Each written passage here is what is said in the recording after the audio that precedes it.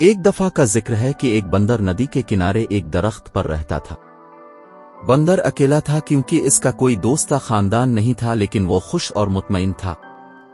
درخت نے اسے کھانے کے لیے کافی میٹھا جامن کا پھل دیا۔ اس نے اسے دھوپ سے سایہ اور بارش سے پناہ بھی دی۔ ایک دن ایک مگرمچھ دریا میں تیر رہا تھا۔ وہ بندر کے درخت کے نیچے آرام کرنے کے لیے کنارے پر چڑھ گیا۔ ہیلو، بندر نے پکارا، جو ایک دوستانہ برتاؤ کرنے والا جانور تھا۔ ہیلو، مگرمچھ نے حیران ہوتے ہوئے جواب دیا۔ کیا تم جانتے ہو کہ مجھے کھانا کہاں سے مل سکتا ہے؟ اس نے پوچھا۔ میں نے سارا دن کچھ نہیں کھایا اور میں بھوکا ہوں۔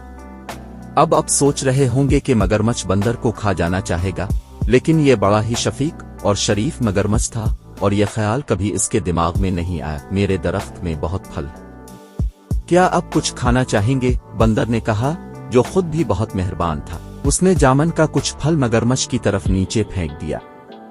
مگرمچھ اتنا بھوکا تھا کہ اس نے تمام جامن کھا لیا۔ حالانکہ مگرمچھ عام طور پر پھل نہیں کھاتے تھے، اسے میٹھا میٹھا پھل بہت پسند تھا، اور گلابی گودے نے اس کی زبان کو جامنی بنا دیا۔ جب مگرمچھ اپنی مرضی کے مطابق کھا چکا تھا تو بندر نے کہا، جب بھی اب مزید پھل چاہیں واپس آ جائیں۔ جلد ہی مگرمچھ ہر روز بندر کے پاس آتا تھا۔ دونوں جانور اچھے دوست بن گئے۔ وہ باتیں کرتے، ایک دوسرے کو کہانیاں سناتے اور بہت سے میٹھے جامن ایک ساتھ کھاتے۔ ایک دن مگرمچھ نے بندر کو اپنی بیوی اور خاندان کے بارے میں بتایا۔ بندر نے کہا، آج واپس جاتے وقت اپنی بیوی کے لیے بھی کچھ پھل لے جانا۔ مگرمچھ کی بیوی کو جامن بہت پسند آئے۔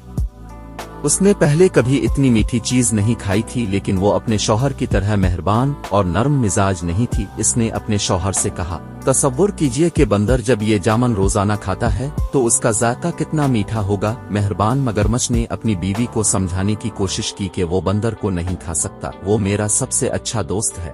اس نے کہا۔ مگرمچھ کی لالچی بیوی نہ سنتی، اپنے شوہر سے وہ کام کروانے کے لیے جو وہ چاہتی تھی۔ اس نے بیمار ہونے کا بہانہ کیا، میں مر رہی ہوں اور صرف ایک پیارے بندر کا دل ہی مجھے ٹھیک کر سکتا ہے۔ اس نے اپنے شوہر کو پکارا، اگر تم مجھ سے محبت کرتے ہو تو تم اپنے دوست بندر کو پکڑو گے اور مجھے اس کا دل کھانے دو گے۔ بیچارے مگرمچھ کو سمجھ نہیں آ رہی تھی کہ وہ کیا کرے۔ وہ اپنے دوست کو کھانا نہیں چاہتا تھا، لیکن وہ اپنی بیوی کو مرنے نہیں دے سکتا تھا۔ آخرکار اس نے فیصلہ کیا کہ اسے کیا کرنا ہے، اور اگلی بار جب وہ بندر کے پاس گیا تو اس نے اس سے کہا کہ وہ اس کی بیوی سے ملنے آئے، کیونکہ وہ جامن کے خوبصورت پھل کے لیے ذاتی طور پر اس کا شکریہ ادا کرنا چاہتی تھی۔ بندر خوش ہوا، لیکن کہا کہ وہ نہیں جا سکتا کیونکہ وہ تیرنا نہیں جانتا تھا۔ اس کی فکر نہ کرو، مگرمچھ نے کہا، میں تمہیں اپنی پیٹھ پر لے کر جاؤں گا۔ بندر راضی ہو گیا اور مگرمچھ کی پیٹھ پر کود کر بیٹھ گیا۔ چنانچہ دونوں دوست گہرے چوڑے دریا میں چلے گئے۔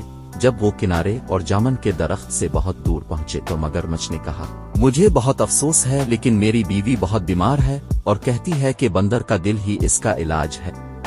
مجھے ڈر ہے کہ مجھے تمہیں مارنا پڑے گا، حالانکہ میں ہماری باتوں کو یاد کروں گا۔ بندر نے جلدی سے سوچا اور کہا، پیارے دوست، مجھے تمہاری بیوی کی بیماری کا سن کر بہت افسوس ہوا۔ مجھے خوشی ہے کہ میں اس کی مدد کر سکوں گا، لیکن میں نے اپنا دل جامن کے درخت میں چھوڑ دیا ہے۔ کیا آپ کو لگتا ہے کہ ہم واپس جا سکتے ہیں تاکہ میں اسے لا سکوں؟ مگرمچھ نے بندر کی بات مان لی۔ وہ مڑا اور تیزی سے تیر کر جامن کے درخت کی طرف گیا۔ بندر اس کی پیٹھ سے چھلانگ لگا کر اپنے درخت کی حفاظت میں چڑھ گیا۔ میں نے سوچا کہ اب میرے دوست ہیں، اس نے پکارا۔